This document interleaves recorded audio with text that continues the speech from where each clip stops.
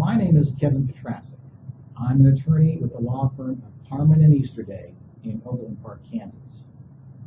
In this segment of the Eldercare channel, I'll be discussing how to avoid spousal impoverishment.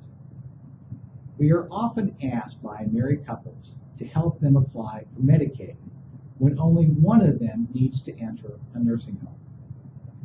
It is a common misconception that all of a couple's assets must be spent down before Medicaid will begin paying for the nursing home expenses of the ill spouse.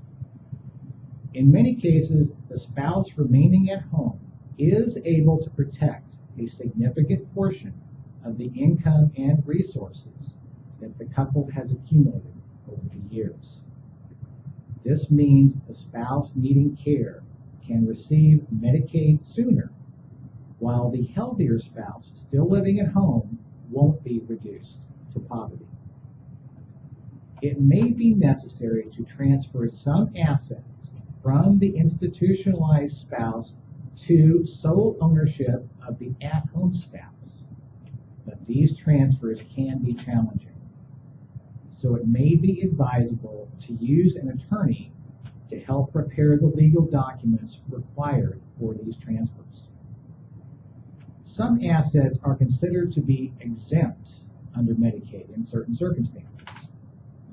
For example, a spouse needing nursing home care can sometimes qualify for Medicaid, while the healthy spouse is allowed to keep the couple's home and its contents, one car, a funeral plan, including burial plots and casket for each spouse, and personal items, such as wedding rings and clothes.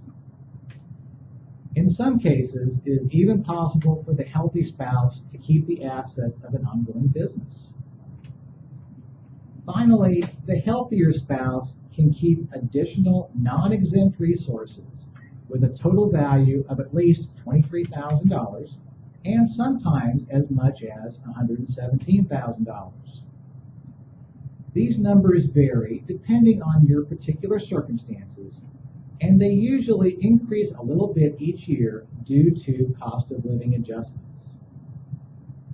The remaining amount of combined resources is considered available to the institutionalized spouse, so that money will have to be spent before Medicaid eligibility is available.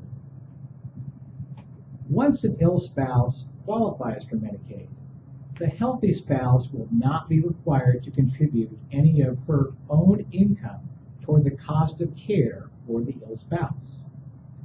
In fact, the healthy spouse may be able to keep a portion of the institutionalized spouse's income.